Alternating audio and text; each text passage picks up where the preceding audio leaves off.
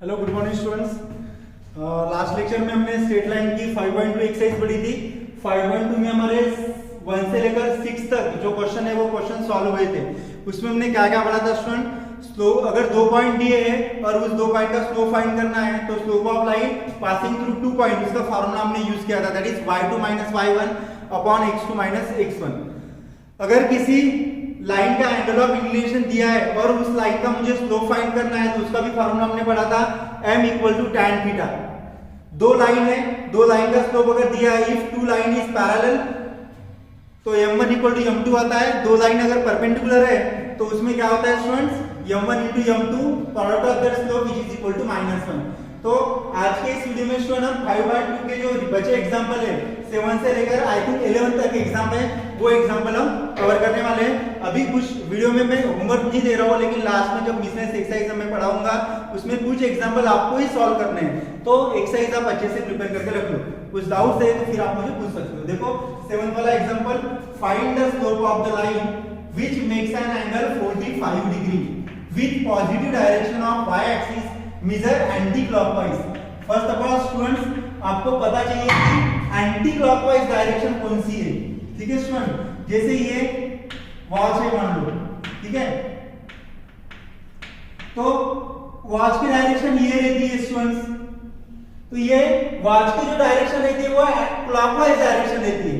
तो उसमें directed angle कौन सा आएगा स्टूडेंट? डायरेक्टेड एंगल उसमें निगेटिव आता है क्लॉकवाइज डायरेक्शन में।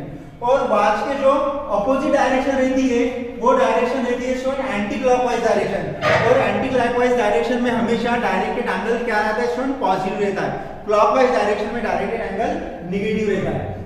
ठीक है, तो स्टूडेंट्स फर्स्ट मैं रफली इसकी डायग्राम बना देता हूं। डायग्राम ज्यादा डिफिकल्ट नहीं है। क्या बोला है मुझे? Find the slope of line which makes an angle 45 degree with positive direction of x axis.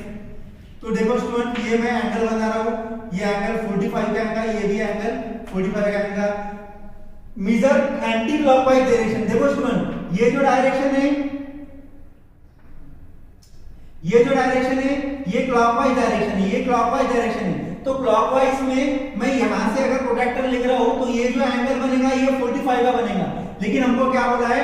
Measure anticlockwise direction. तो एंटी क्लॉकवाइज मैंने ऐसा जाऊंगा मैं, right?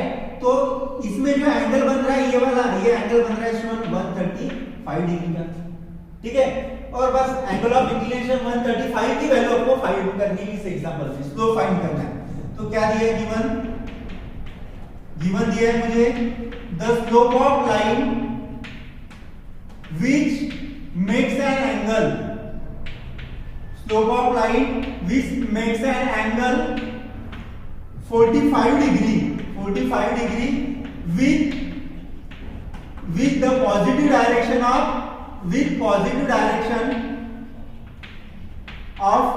y axis। y axis में पॉजिटिव डायरेक्शन है तो ये एंगल 45 का बन रहा है, लेकिन it makes an angle 135 degree. अभी ये जो एंगल है स्टूडेंट्स 135 डिग्री किसमें आ रहा है? With positive direction of x axis.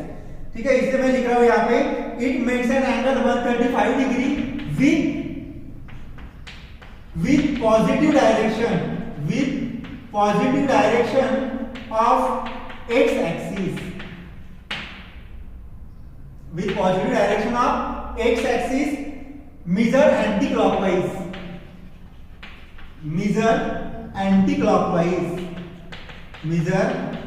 Clockwise direction.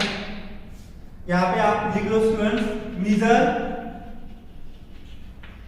Anti clockwise direction. मैं y axis positive direction of y axis अगर ले रहा हूं तो वो 45 एंगल हो जाएगा, और positive direction of x axis ले रहा हूं तो वो 135 डिग्री आ जाएगा। Therefore angle of inclination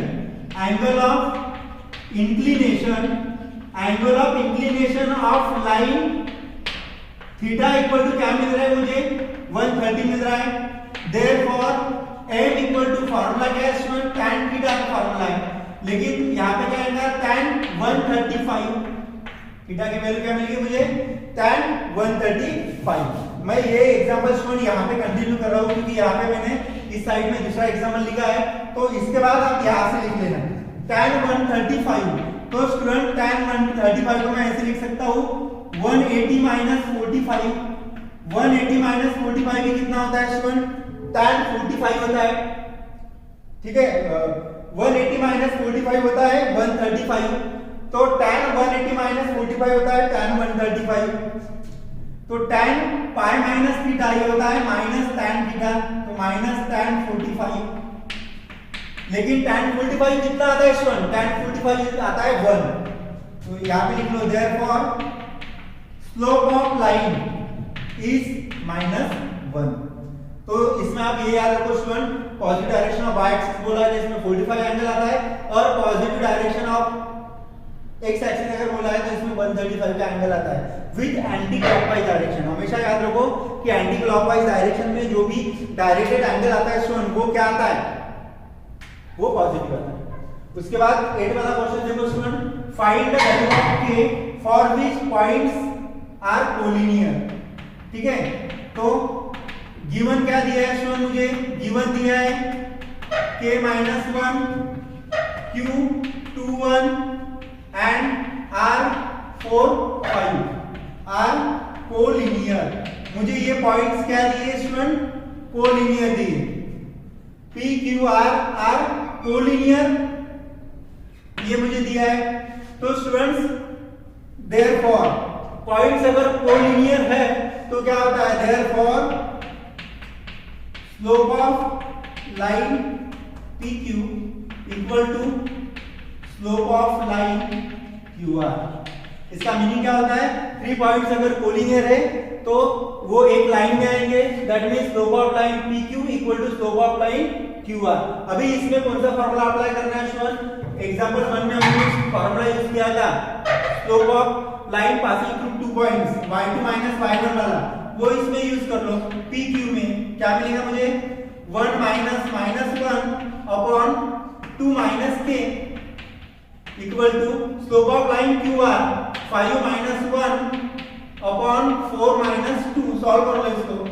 1 + 1 2 upon 2 - k equal to 5 - 1 4 upon 4 - 2 2। तो 4/2 यानी 2 हो गया स्टूडेंट, और यहाँ पे आएगा 2 अपॉन 2 - k। सॉल्व कर लो इसके अपॉन में 1, तो 2 इक्वल टू 2 2 जा 4, ये मैं डिवाइड में इधर मल्टीप्लिकेशन में आ जाएगा 2 2 जा 4 4 - 2k।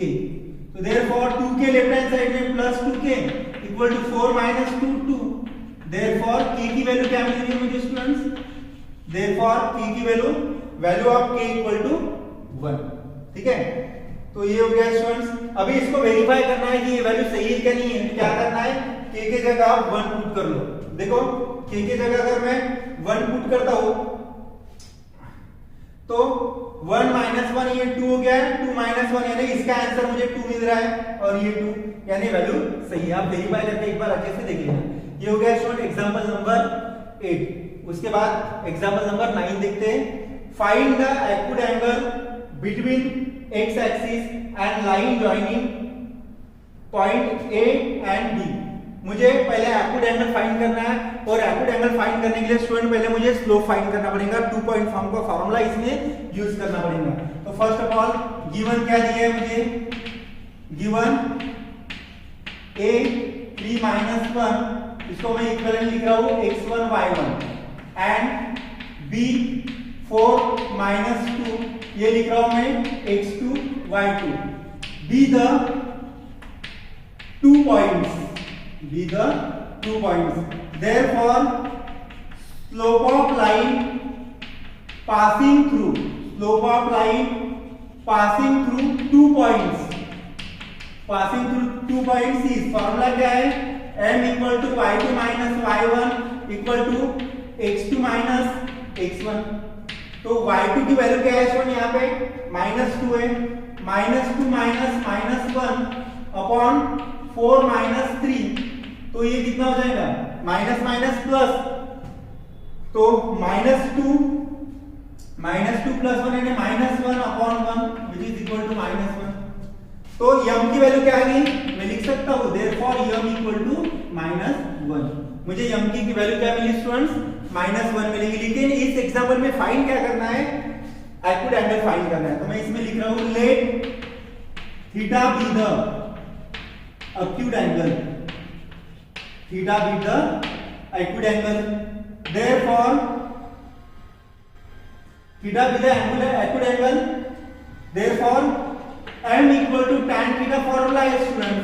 तो m की वैल्यू क्या आ गई, -1 आ गई, -1 equal to tan theta, therefore tan theta equal to, मैं -1 मॉड में इसलिए लिख रहा हूं स्टूडेंट, आप बोलेंगे सर -1 मॉड में क्यों लिखा है, ठीक है, -1 एक्यूट एंगल बोला है ना, तो एक्यूट एंगल फर्स्ट क्वाड्रेंट में पॉजिटिव आएगा स्लोप, फर्स्ट क्वाड्रेंट में उसका स्लोप क्या आएगा, पॉजिटिव आएगा, इसलिए -1 मॉड में लिख रहा हूं, मॉड के बाहर वो 1 ही हो जाएगा। Therefore tan theta equal to, therefore tan theta क्या मिल रहा है मुझे students, therefore tan theta equal to 1, तो tan π/4, tan π/4 1 होता है student, therefore theta equal to क्या मिलेगा मुझे, π/4 मिलेगा।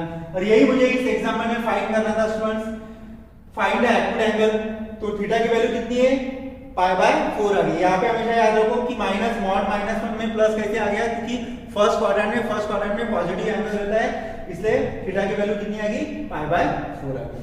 उसके बाद स्टूडेंट्स 10th और 11th वाला एग्जांपल भी हम देख लेते हैं।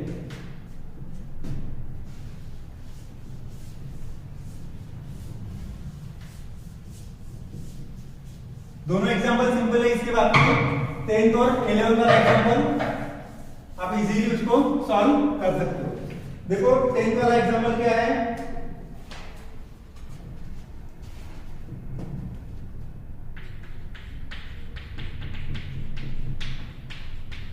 a line passes through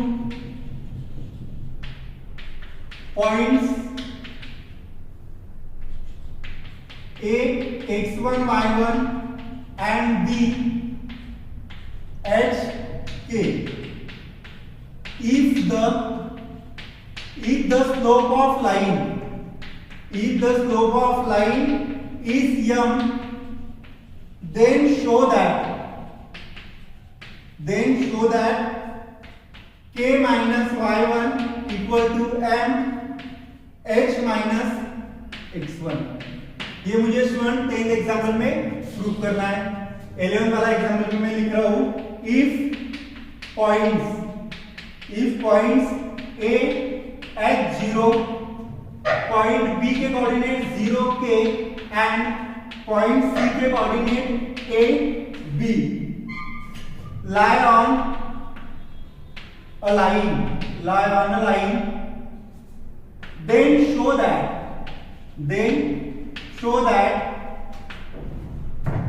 A by H plus B by K equal to 1। ठीक है स्टूडेंट्स, तो ये दो एग्जांपल देख लो, उसके बाद हमारी ये जो एक्सरसाइज है वो एक्सरसाइज भी खत्म हो जाएंगे। ठीक है स्टूडेंट्स, देखो क्या दिया है, a line passes through points A, x1, y1 and B, h, k, if slope of line is m, then show that।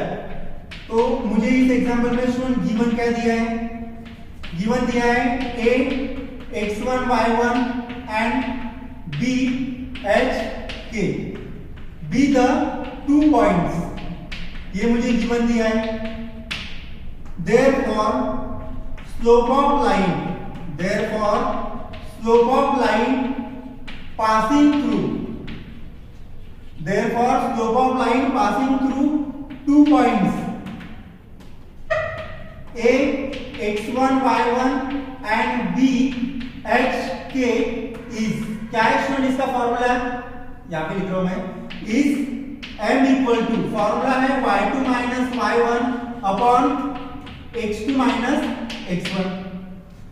तो स्टूडेंट्स y2 माइनस y1 यानी क्या आएगा, k minus y1 upon x2 minus x1 यानी h minus x1 और यहाँ पे आएगा m। तो इसके अपॉन में 1 है स्टूडेंट, क्रॉस मल्टीप्लिकेशन कर लो, क्या मिलेगा मुझे, m into h minus x1 equal to k minus y1, और यही मुझे प्रूव करना था स्टूडेंट। m मैं इसको लेफ्ट हैंड साइड में लिख रहा हूं, therefore k minus y1 equal to m h minus x1। यही प्रूफ करना था स्टूडेंट मुझे, लिख लो यहाँ पे, हेंस प्रूफ। तो ये हो गया स्टूडेंट हमारा 10th वाला एग्जांपल। उसके बाद 11th वाला एग्जांपल देख लीजिए स्टूडेंट। प्रूफ दैट के क्वेश्चन में इफ करके रहता है, वो क्या रहता है, गिवन रहता है, ठीक है। तो फर्स्ट मैं इसमें गिवन लिख रहा हूं। क्या दिया है मुझे गिवन स्टूडेंट्स, दिया है h 0 b के कोऑर्डिनेट 0 k एंड c के coordinate a b lie on a line। इसका मीनिंग क्या होता है, ये 3 पॉइंट एक लाइन में है स्टूडेंट्स। अगर ये 3 पॉइंट एक लाइन में है तो वो पॉइंट्स कोलिनियर हो जाएंगे। Therefore points a b c are collinear points. Point A B C are क्या हो जाएंगे, कोलिनियर पॉइंट्स, क्योंकि वो एक लाइन में है। तो देयरफॉर पॉइंट्स अगर कोलिनियर है तो क्या होता है, slope of A B equal to slope of B C हो जाएगा। इन दोनों का स्लोप क्या रहेगा, इक्वल रहेगा। कब इक्वल रहेगा, जब ये 3 पॉइंट कोलिनियर रहेंगे, यानी एक लाइन में रहेंगे तब। तो स्लोप ऑफ ए बी, इसमें फॉर्मूला अप्लाई कर लो, y2 minus y1 upon x2 minus x1 का। स्लोप ऑफ ए बी क्या मिलेगा, k minus 0 upon 0 minus h। Slope of B C b minus k upon a minus 0। Solve कर लो, k अपॉन minus h equal to b minus k upon a। इसका cross multiplication कर लो students, क्या मिलेगा मुझे, a इंटू के a के, और ये साइन में ऊपर लगा रहा हूं, माइनस a के हो जाएगा, equal to h into b b h, या फिर स्टूडेंट ऐसे रहने दो इसको, a इंटू के equal to minus h into b minus k, और इसको सॉल्व कर लो, a के equal to minus B H minus minus plus h k। देखो क्या प्रूफ करना है मुझे, a बाई h प्लस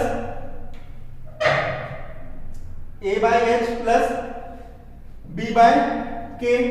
तो देखो स्टूडेंट यहाँ पे ये माइनस जो है मैं इधर शिफ्ट कर रहा हूं, तो क्या मिलेगा मुझे, a k plus B H equal to h k मिल जाएगा। तो देखो मैं h k को h इंटू 1 लिख सकता हूं, h इंटू 1 h k होता है ना स्टूडेंट्स। तो नेक्स्ट स्टेप में a k plus B H, ये मल्टीप्लिकेशन में ये डिवाइड में आ जाएंगे, h k इक्वल टू 1। अभी देखो स्टूडेंट यहाँ पे आंसर लिख रहा हूं, h k किसके डिवाइड में है, h k दोनों के डिवाइड में है, तो इसके डिवाइड में मैं लिख रहा हूं, तो therefore a k upon h k plus b h upon h k equal to 1। k k cancel, यहाँ पे आएगा therefore a by h plus b by k equal to 1। तो ये हो गया स्टूडेंट्स प्रूफ, हेंस प्रूफ। तो इस example में स्टूडेंट आपको ये याद रखना है कि यहां से मैंने क्या किया, इसका मल्टीप्लिकेशन किया, minus B H left hand side में रखा है, यहाँ पे रहेगा एच के, और एच के को मुझे एच के को डिवाइड में लाना था, इसलिए मैंने इसको 1 से मल्टीप्लाई किया। ये मल्टीप्लिकेशन में एच बाय के फिर डिवाइड में किया। तो ये हो गया स्टूडेंट हमारा 11th वाला एग्जांपल। और इसके साथ स्टूडेंट्स हमारी जो एक्सरसाइज है, एक्सरसाइज 5.2 स्ट्रेट लाइन की, वो कंप्लीट हो चुकी है। इसमें कुछ भी अगर आपको डाउट्स है, कुछ क्वेश्चंस नहीं समझते, तो फिर आप पूछ सकते हो, ठीक है स्टूडेंट्स। तो आज का वीडियो मैं यही स्टॉप कर रहा हूँ। इसमें 11 तक एग्जाम्पल हमारे हो चुकी है। नेक्स्ट वीडियो में हम एक्सरसाइज 5.3 देखेंगे और जो नया कॉन्सेप्ट है वो भी रिकॉल कर लेंगे। Thank you.